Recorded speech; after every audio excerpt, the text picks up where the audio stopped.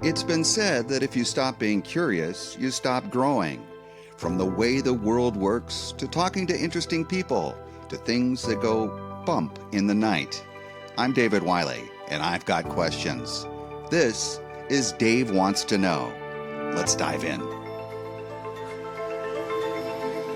Oh, hi, everyone. Welcome to the first episode of Dave Wants to Know. I am your host, David Wylie. You know, when I was in journalism school, one of the first things they taught you was the 5 W's: who, what, when, where, and why, and sometimes how. Those are the very first things they teach you. That's what they teach you to get the story. Those are the 5 things you need to know. But somehow when I was growing up, the word that stuck with me was why. And that got me in a lot of trouble. Why do I have to listen to you? Why do I have to do my homework?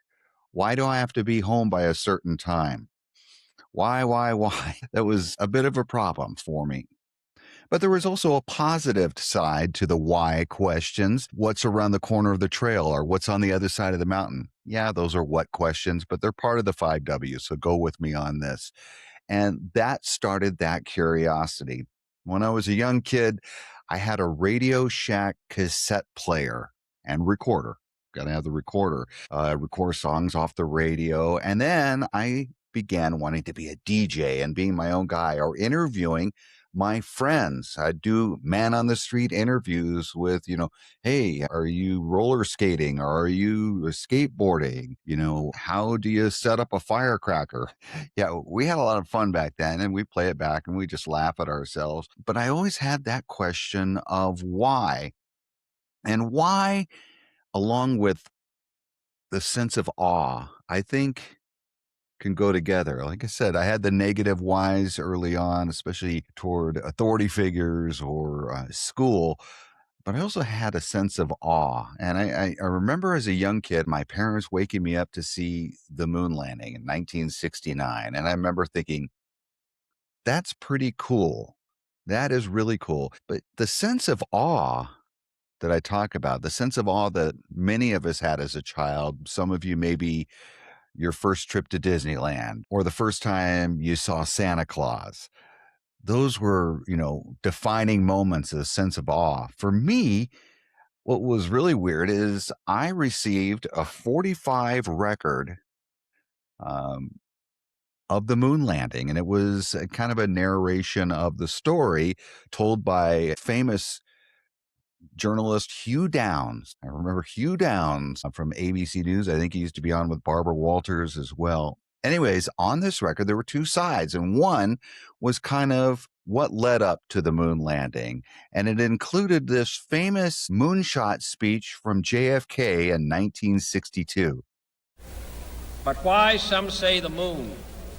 Why choose this as our goal? And they may well ask, why climb the highest mountain? Why, 35 years ago, fly the Atlantic? Why does Rice play Texas? We choose to go to the moon. We choose to go to the moon.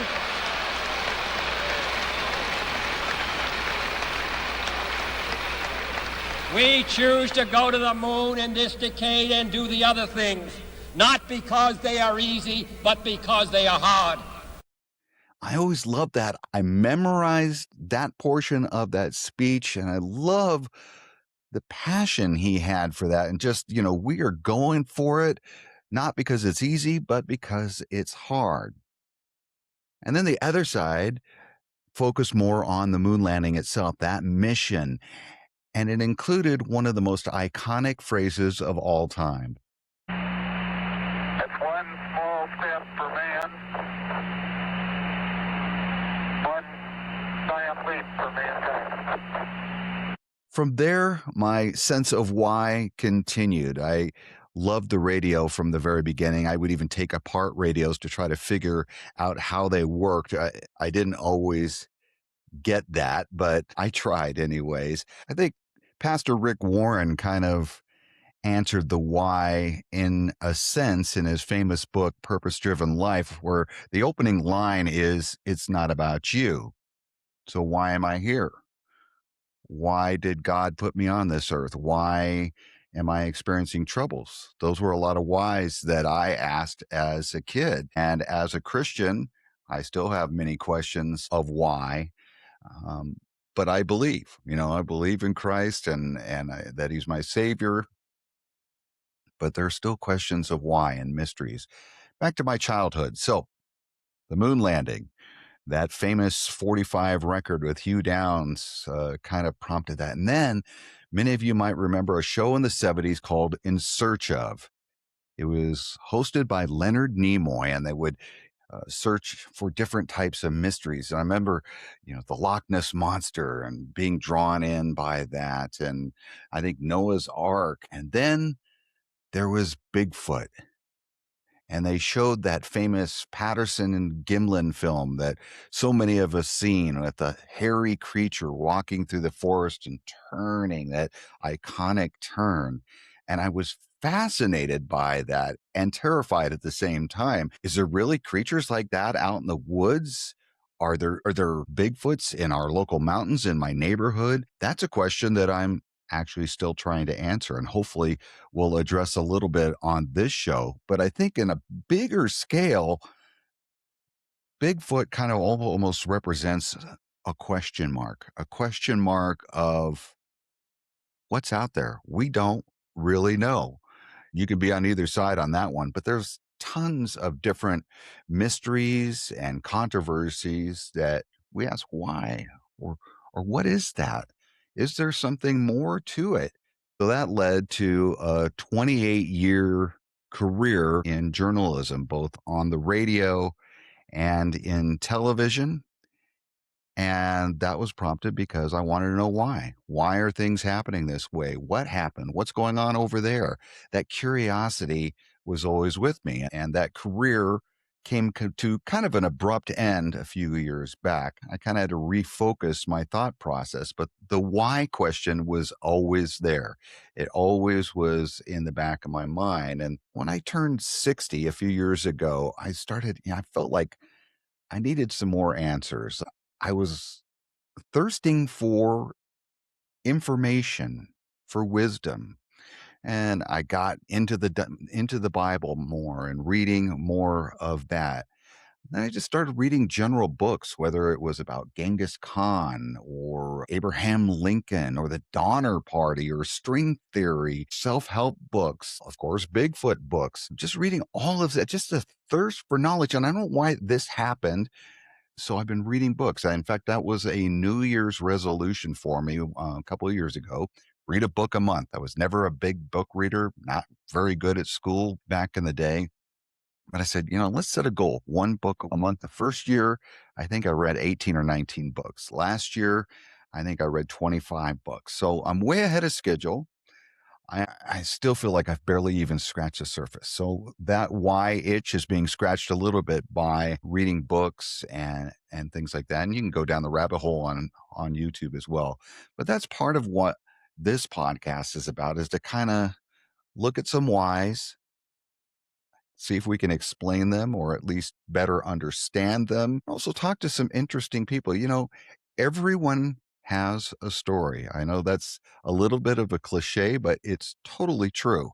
And people that you think are one thing or have success in one area, you may find out that they have a much bigger story to tell. And that's something else I want to do in this podcast, is talk to interesting people, find out how did they get to where they are, success tips, um, what is their whole story? Because a lot of times there's pain and hardship behind those stories, and we all experience that. And when you see someone who's been successful or has accomplished something and you see what it took for them to get there, that helps answer a lot of questions, whether it's a why or a how that is in your inside yourself. Now, yes, we will talk about Bigfoot. I love Bigfoot. You can see the little Bigfoot behind me here. And I'm not here to convince anybody whether Bigfoot is real or not. But the question is so intriguing. Could there be a creature out there that has been undiscovered. And this applies to a lot of different things. Like I said before, it's kind of a question mark of life. What are the mysteries out there that we're missing? Bigfoot lives in that maybe space. And I think we kind of need those spaces now. We don't need to have black and white answers to everything to make life interesting and to make life profound. And that's kind of where faith comes in. I am a Christian, as I said earlier, a deeply flawed Christian, but a Christian nonetheless. And within the Bible, there are so many mysteries, from the giants and Leviathan of the Old Testament, the burning bush, a boat that carried animals during a giant flood, to Christ himself, some of the things he did. What did he write in the dirt? What were some of his proverbs? What did they mean? There is so much mystery in the Bible, and yet we accept the teachings on faith, but it's still fun to explore some of those mysteries, and that's something else we'll be looking at. Somewhere along the way, I think we got this idea that we have to have all the answers, that we have to have a take, that just Google it and find out. Some of the best conversations ever start with, I was wondering why, or why do you think this? It's an open ended question that leads to opinions, to speculation, to maybe some educated answers, but not always. I think getting older has changed my perspective a lot. I think it's important that we listen and that we learn and ask why. I think curiosity doesn't make you younger, but it makes you less rigid. And that's a good thing as you get older, because I, for one, do not want to be one of those older people who are stuck in their ways and stuck in the way they think. I want to be open to those ideas and theories and keep asking those questions why. So, what's the show about? What's the podcast about? Well, some episodes might be short reflections, kind of like this one. Other times we might talk about faith or music or woodworking or Bigfoot.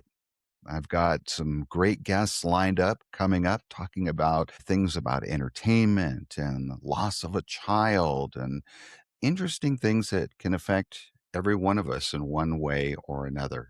Sometimes we'll talk to interesting people. Sometimes we'll talk about interesting topics. Sometimes they will overlap.